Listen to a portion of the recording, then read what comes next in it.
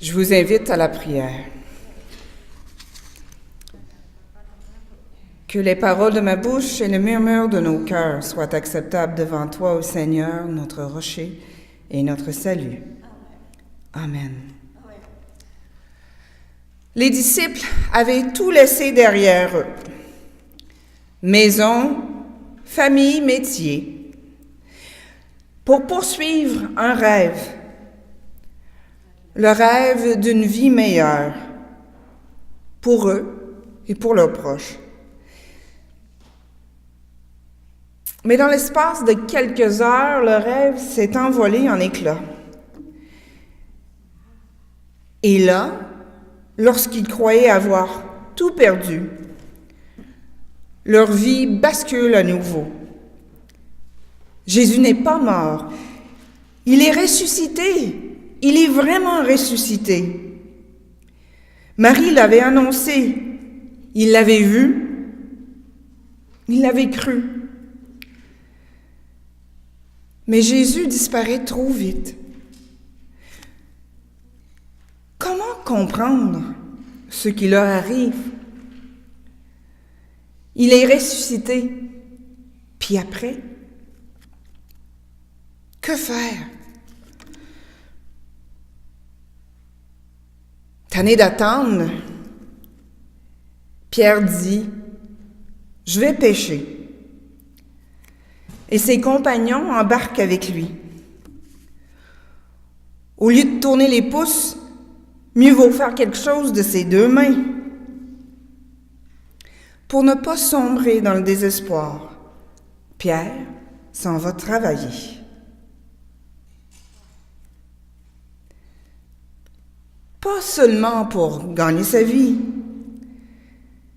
Pierre et ses compagnons s'en vont travailler pour contrer leur mal de vivre.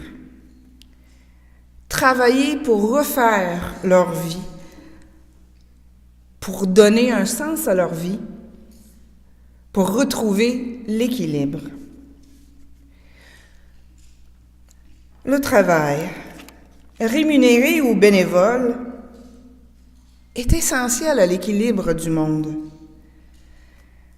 N'est-il pas vrai que beaucoup des conflits et des tensions dans le monde trouvent leurs racines dans des conflits de travail? Et il a été démontré que des groupes fondamentalistes, terroristes et intégristes recrutent souvent parmi les jeunes gens sans travail et sans espoir. Travailler, oui, mais pas à n'importe quel prix et pas n'importe comment. Comme nous le dit l'extrait de Jérémie que Daniel vient de nous lire,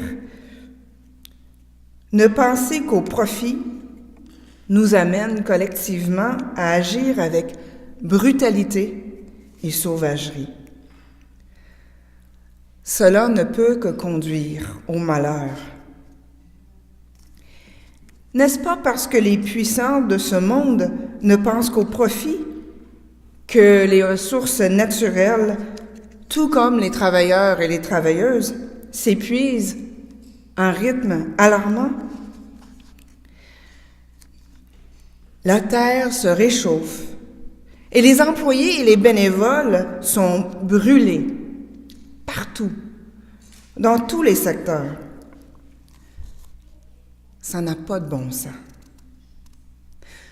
Pour redonner un sens au travail, rémunéré ou bénévole, pour retrouver l'équilibre, il faut apprendre à travailler autrement.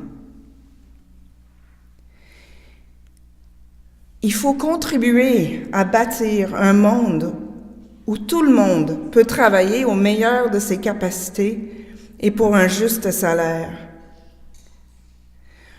Un travail rémunéré ou bénévole a du bon sens, car c'est un travail qui donne un sens à la vie, un travail qui est utile à la collectivité et qui contribue au bien commun, et pas uniquement aux fortunes de ceux qui ont déjà plus que la vaste majorité des gens.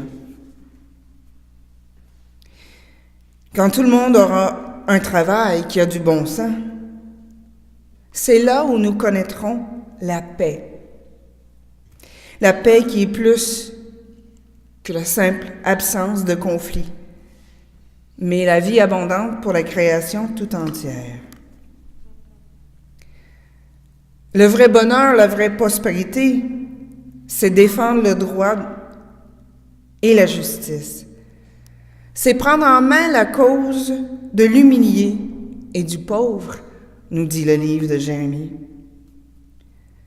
Faire ainsi, c'est connaître le Seigneur, c'est étendre son règne sur la terre comme au ciel. Pour ce faire, il faut apprendre à travailler autrement et exiger que les leaders de ce monde nous permettent de travailler autrement. Jetez le filet du côté droit et vous trouverez, dit Jésus. Ne vous épuisez pas pour rien.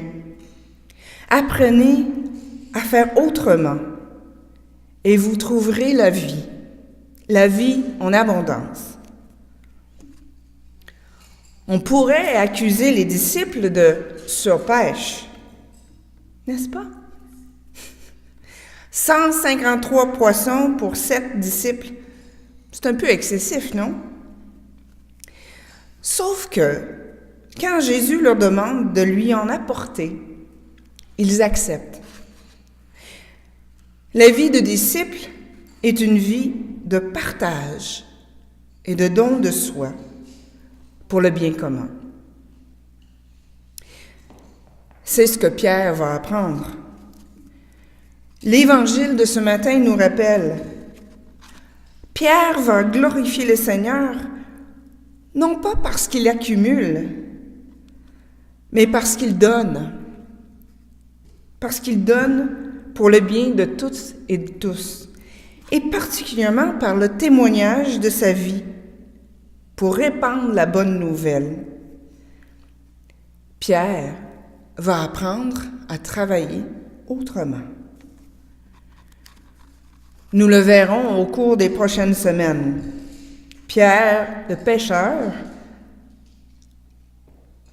va devenir Pierre, le berger. Il va soigner et diriger les brebis du Christ, jusqu'à donner sa vie pour elles, à l'exemple de son maître. Le Christ, c'est un maître comme nul bosse sur la terre. Pierre l'a renié 3 fois.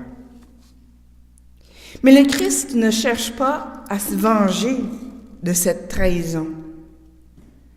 Il donne à Pierre l'occasion de dire 3 fois plutôt qu'une son attachement envers lui et de s'enraciner dans l'amour qu'il confesse.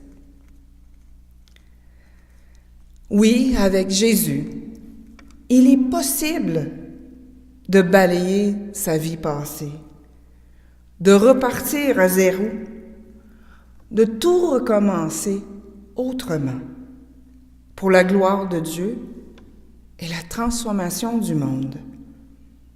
Alors, mes frères et sœurs, au travail. Amen.